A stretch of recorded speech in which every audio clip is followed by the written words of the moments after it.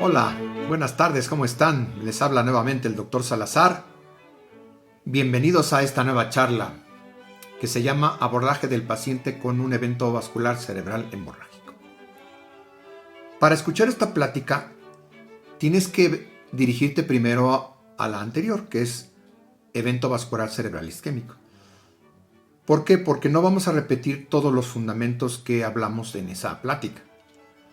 Por lo tanto, solamente vamos a abordar lo referente al EBC hemorrágico.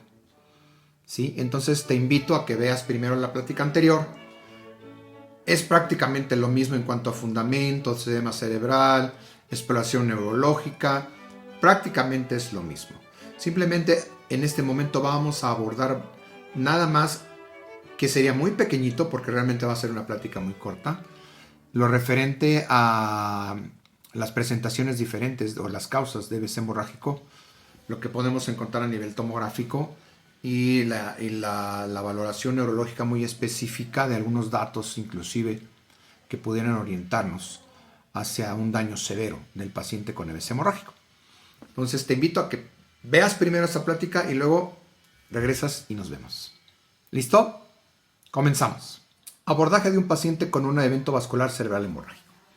Igual tienes que aplicar el triage, tienes que valorar exactamente igual que en el EBC isquémico, la valoración neurológica rápida inicial primaria, que consiste en la escala de Cincinnati. Tienes que ver la simetría facial, la hemiparesia o hemiplegia de cuerpo y las alteraciones del lenguaje. Recuerda que si es del lado izquierdo vas a tener afasias motoras de Broca o afasias sensitivas de Wernicke.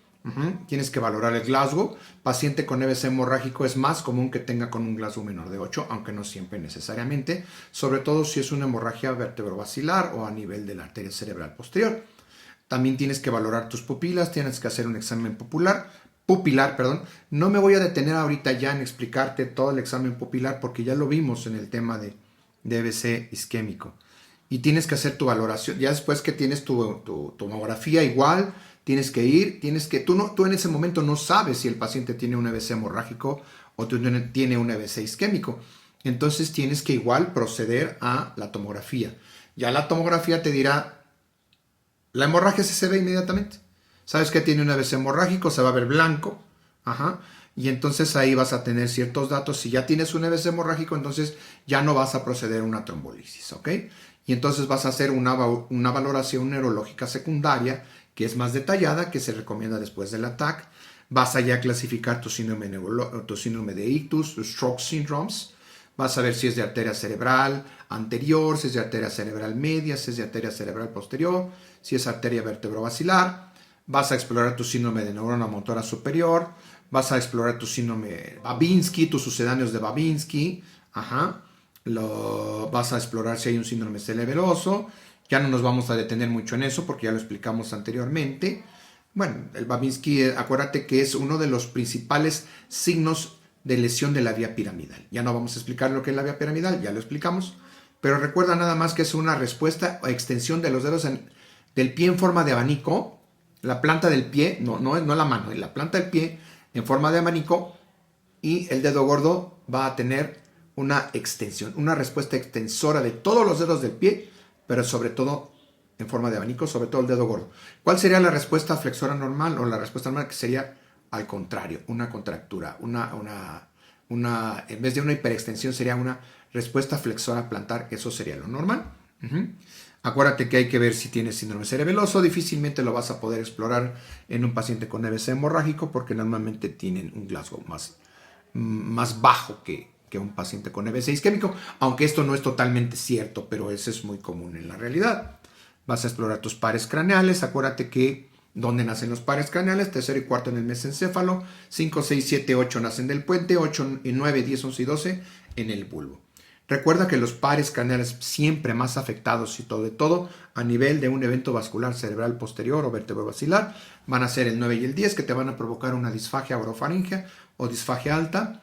El séptimo, que te va a provocar parálisis facial, la central, y puede ser y alteración del segundo, que te puede provocar alteración en los campos visuales. Hemianopsias. Bueno, ya lo vimos también lo de las hemianopsias.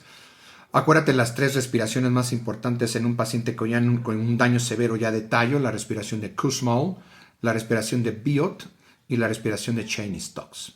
Debes ver tus pupilas, acuérdate que la herniación más común es la del tercer par o la herniación del uncus, ¿no? Tendremos el síndrome de Horner que valora tanto el tercero como el séptimo: miosis, tosis y anhidrosis. Anhidrosis es responsable del el séptimo. Signos graves. Siempre va a haber signos graves, pupilas puntiformes, respiraciones neurológicas. Y acuérdate que un paciente que tiene un Glasgow menor de 8 seguramente va a tener incapacidad para mantener la vía aérea, entonces hay que intubarlo. Signos graves: rigidez de decorticación, afectación encefálica; rigidez de descerebración, afectación ya a nivel de mesencéfalo. Y las midriasis fijas intensas, que también pueden ser lesiones ya del mesencéfalo y del bulbo. Y bueno, podemos inclusive tener, si ya el paciente no tiene una respuesta en sí, tiene un Glasgow de 3. Entonces, acuérdate que mientras el paciente tenga una decorticación, una descerebración, no puede tener Glasgow de 3. Glasgow de 3 es respuesta ocular 1, respuesta verbal 1, respuesta motora 1, 3. Entonces, cuando tienes un Glasgow de 3 ya tienes que valorar ciertos datos de muerte cerebral, que los vamos a valorar ahorita. ¿Ok? Causas de evento vascular cerebral hemorrágico. Bueno, ya tienes tu tomografía, ya identificaste la hemorragia. Ya sabes si es una hemorragia del hemisferio del lado izquierdo, si es una hemorragia del hemisferio del lado derecho, si es una hemorragia anterior o es una hemorragia posterior. Ya hiciste tu valoración neurológica. Ahora es importante que recuerdes algunas de las causas, o es importante que las recordemos y las repasemos, porque el EBC hemorrágico tiene 2 presentaciones muy importantes y se van 50% y 50%. La hemorragia intracraneana o intracerebral, o la llamada hemorragia intraparenquimatosa, se presenta en el 50%. Y la hemorragia subaracnoidea, acuérdate, en el espacio subaracnoideo, el aracnoides es una meninge en forma de telaraña, es el otro 50%. Bueno, la hemorragia intracraneana o intracerebral se produce más frecuentemente, ¿sí? Esta la vemos mucho en pacientes con hipertensión descontrolada. Es el clásico paciente que llega con 200 sobre 140 de frecuencia cardíaca, de tensión arterial, y pues generalmente es un paciente mal controlado, mal hipertenso, y bueno, pues hay una fuga de sangre producida por el daño crónico de las pequeñas arteriolas intracerebrales, dañadas por la constante elevación de la TA. Una causa en jóvenes es el uso de cocaína en malformaciones vasculares. Esa cocaína es una mala técnica o un mal hábito, en cuanto pues el paciente joven no va a saber que tiene una malformación vascular, y acuérdate que las formaciones vasculares son más en pacientes jóvenes, entonces le puede provocar una crisis hipertensiva. Tenemos una amiloidopatía o amiloidosis cerebral. Acuérdate que las proteínas amiloides son proteínas anómalas que se acumulan en las paredes de las arterias y se incrementa el riesgo cerebral de hemorragia y demencia. Hay depósitos de proteínas amiloide en el cerebro, más frecuentemente en pacientes mayores de 60 años.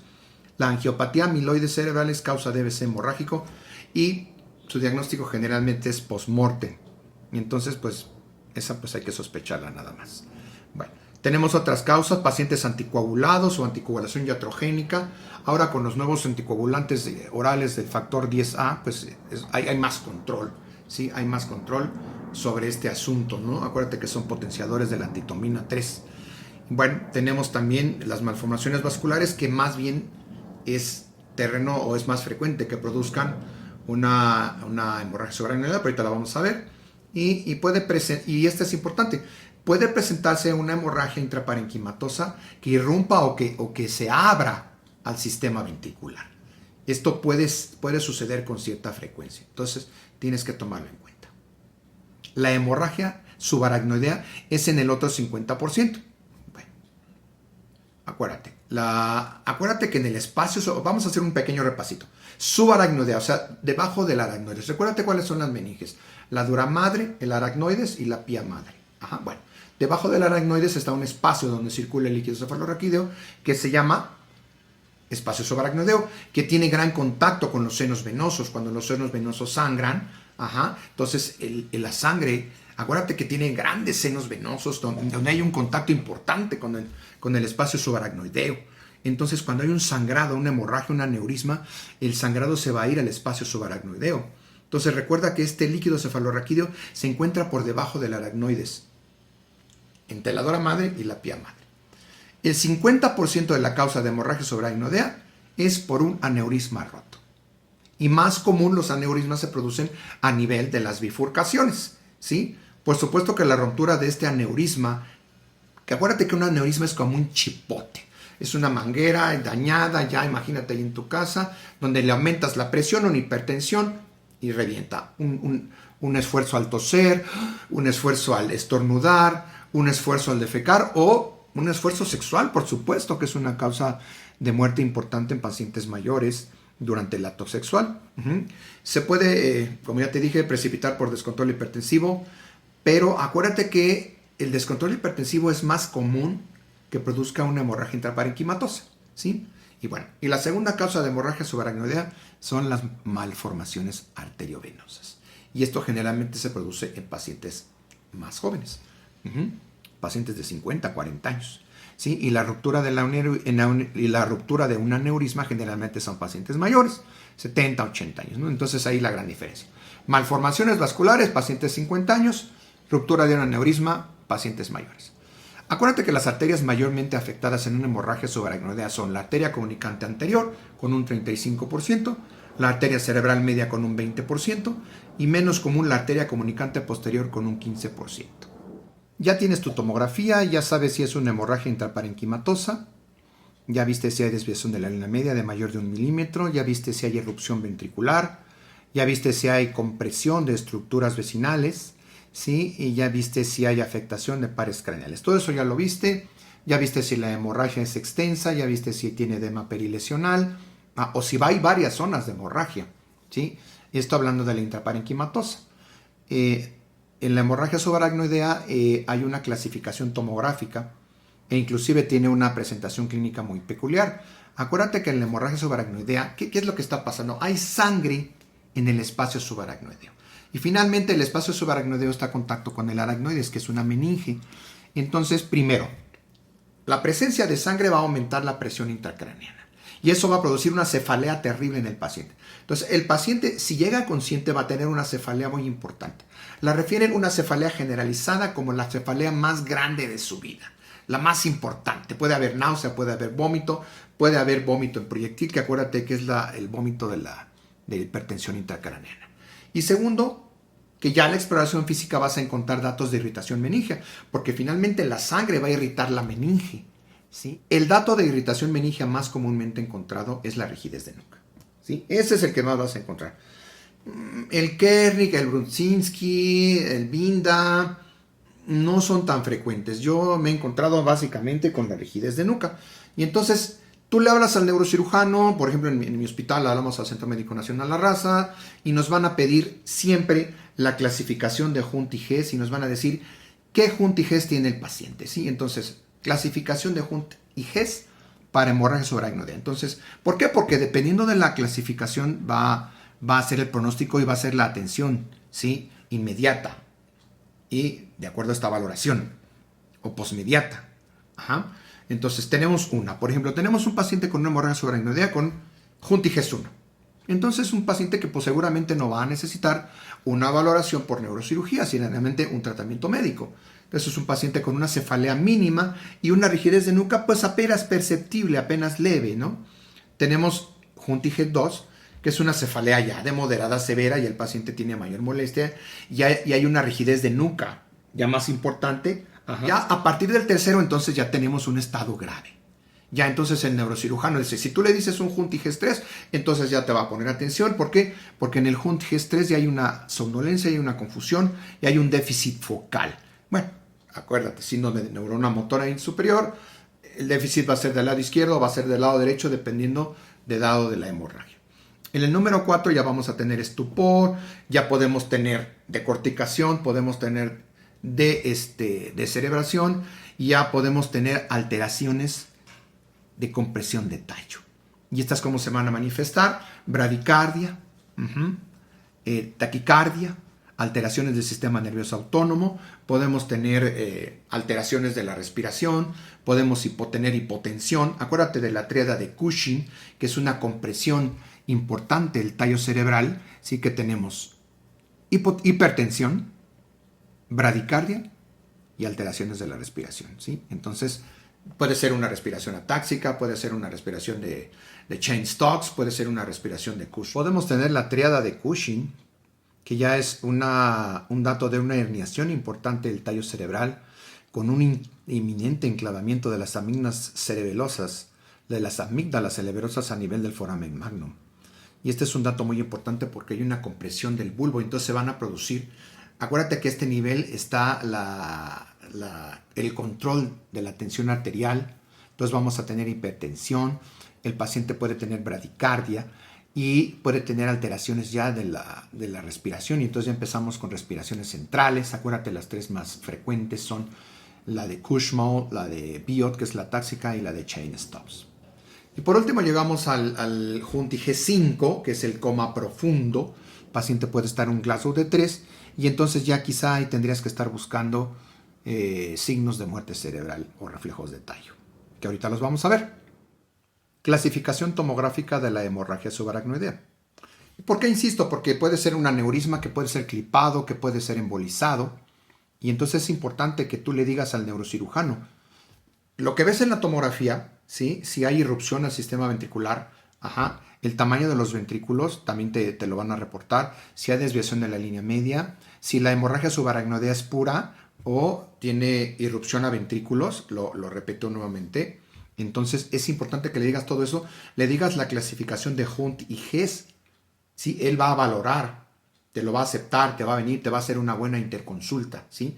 Entonces te va a pedir ahora la clasificación de Fisher tomográfica para la hemorragia subaracnoidea. Porque acuérdate que la hemorragia subaracnoidea en un 50% es por una ruptura, ¿sí? Ya sea por una malformación o una ruptura de un vaso, pero siempre se va a deber a eso. Entonces hay una posibilidad de que el cirujano, el neurocirujano, entre y clipe, o sea, o pare el sangrado, ¿sí? de esa hemorragia. Acuérdate que hay una fuga de sangre por daño crónico de pequeñas arterias, pero pueden ser arterias importantes que se pueden en ese momento clipar o embolizar, ¿sí? Entonces, acuérdate que el aneurisma roto es uno de los más importantes en la gente mayor, o las malformaciones arteriovenosas en gente más joven o inclusive gente de la edad media.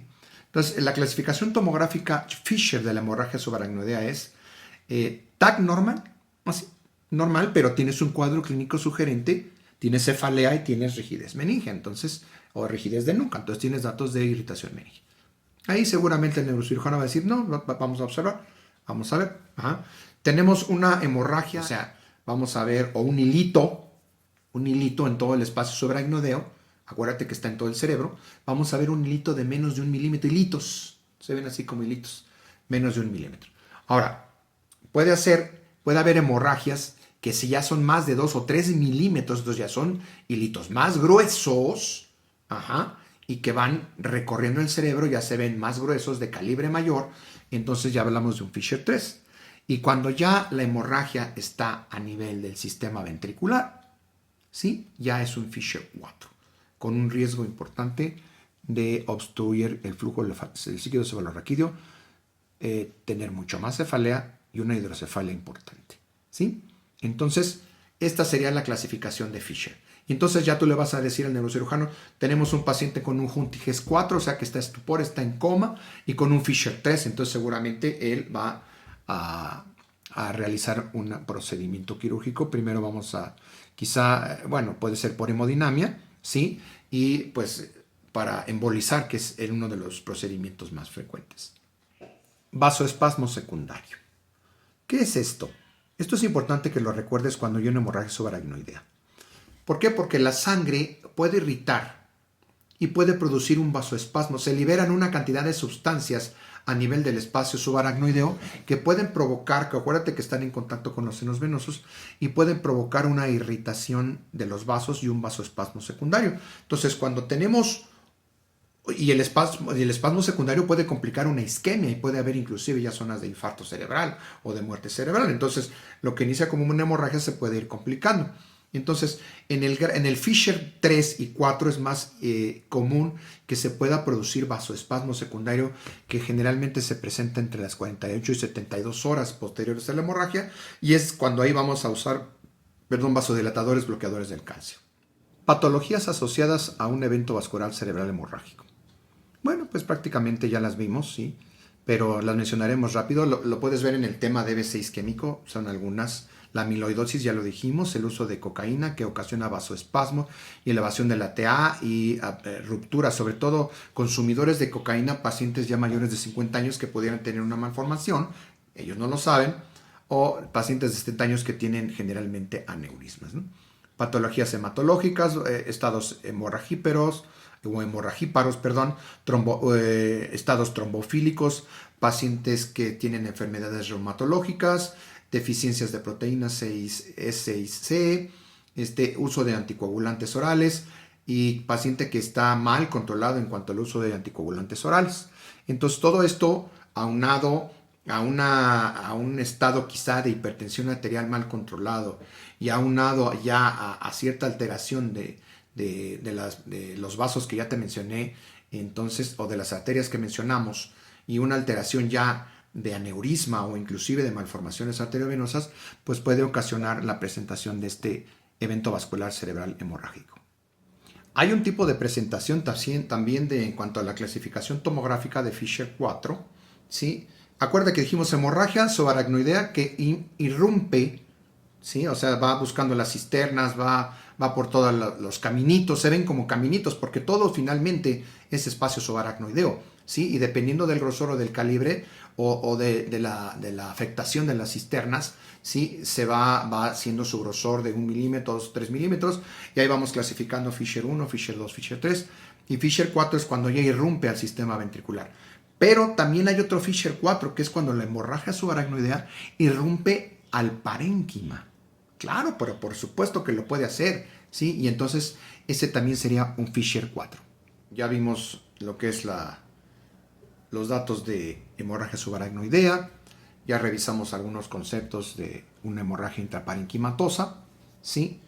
Y ahora vamos a revisar los datos que en sí serían los mismos que hay que valorar para un EBC isquémico que de un EBC hemorrágico.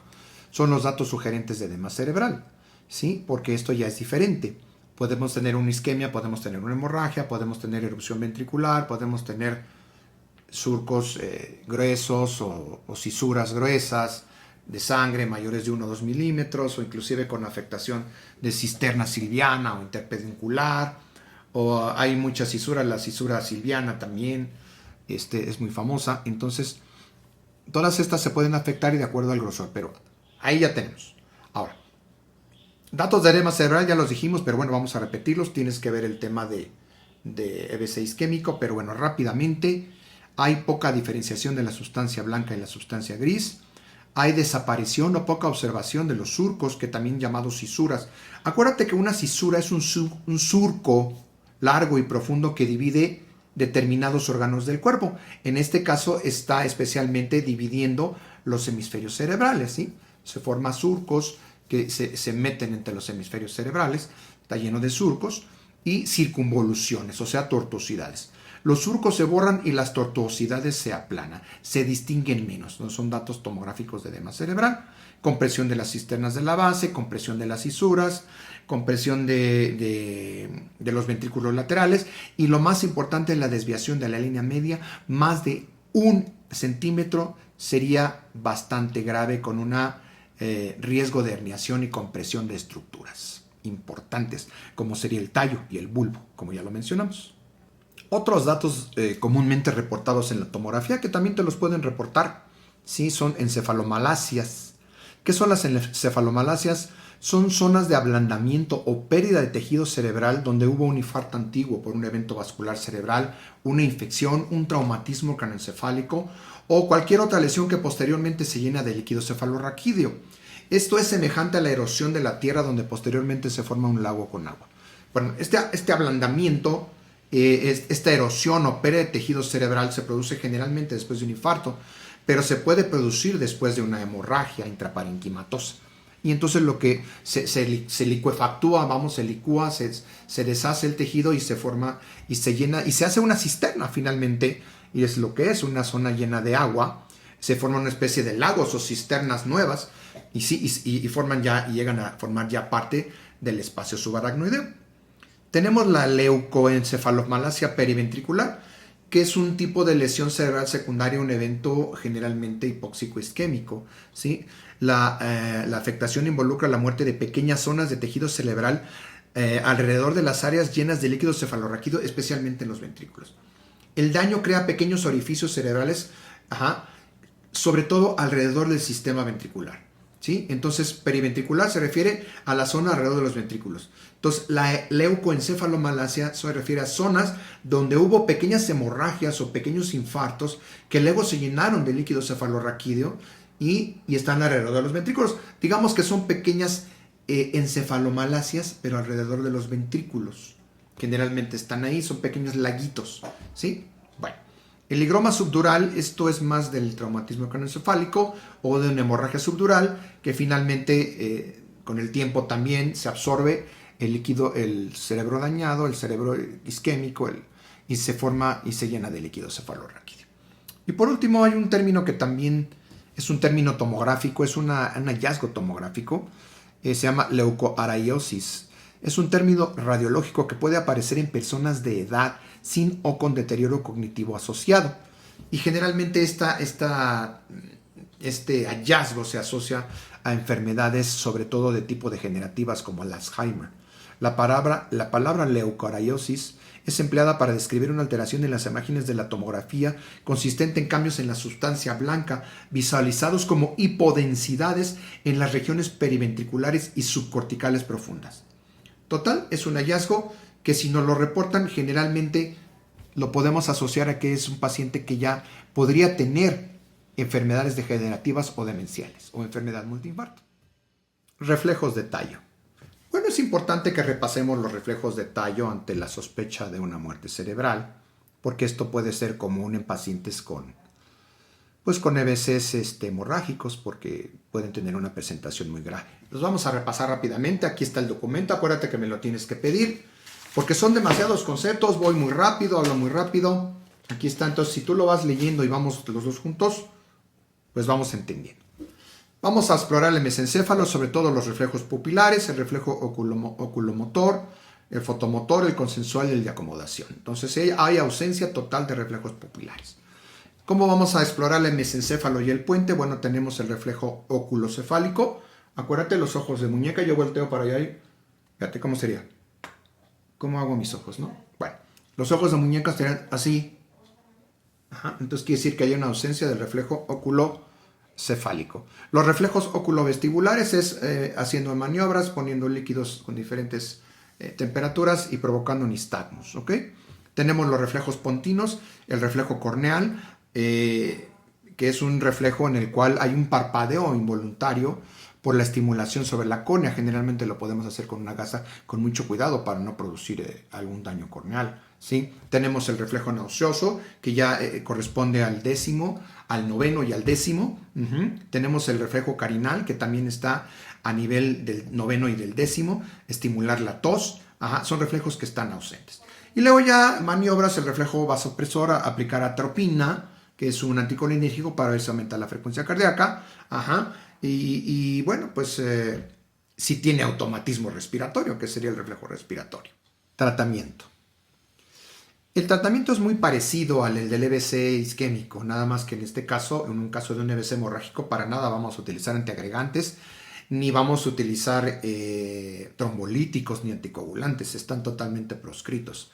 Aquí nos vamos a enfocar al manejo del edema cerebral y al manejo de los citoprotectores neuronales y las crisis convulsivas, y al manejo, sobre todo, el control de la hipertensión, que eso es bien importante, y la cirugía, colocación de grapas metálicas o clipaje, que eso ya es del neurocirujano, embolización de los aneurismas, que eso es bien importante, ¿sí? Y bueno, vamos a utilizar otros asuntos bien importantes En caso de hemorragia subaracnoidea vamos a utilizar bloqueadores de calcio del tipo del nimotop o nimodipino, sobre todo en hemorragia subaracnoidea, porque acuérdate que inhibe el vasoespasmo arterial secundario a la hemorragia subaracnoidea. Y bueno, ¿y qué es esto del vasoespasmo secundario? El vasoespasmo secundario, o sea, por irritación de los vasos, de lo que ya te estuve explicando, el espacio subaracnoidea, contacto con los senos venosos, hay contacto con vasos sanguíneos, irritación, puede provocar menor flujo cerebral y condicionar isquemia. Entonces esto es bien importante. Y obviamente esto va a causar mayor déficit neurológico. Generalmente se dice que el vasoespasmo se inicia alrededor de las 48 a 72 horas de la hemorragia subaracnoidea. Entonces ahí donde tienes que poner. Al principio igual abusado porque también causa mucha hipotensión. Entonces tienes que tener cuidado. También se ha llegado a utilizar algunas veces sin tantos resultados, sino más bien para controlar la TA en las hemorragias intraparenquimatosas. Bueno, las dosis no tiene caso mencionarlas, pero ahí están en el manual. Y bueno, y básicamente si quieres, tienes que revisar el tema, porque no quisiera repetir, tienes que revisar el tema de EBC isquémico para todo el manejo del edema cerebral es igual, y los citoprotectores neuronales como el DFH es igual, y el manejo de la hipertensión, bueno, eso ya es otro tema, y tendrías que usar tus antihipertensivos. Pues ha sido todo, un tema muy corto, y espero que te haya servido. Y pues a estudiar, a leer, no queda más que otra cosa. Para ser un buen médico pues hay que informarse mucho, hay que estarse actualizando. Y pues saludos, y hoy pues tengo un refresco, una Coca-Cola Light. Saludos, nos vemos. Soy el doctor Jorge Salazar y nos vemos en nuestra próxima charla. Bye.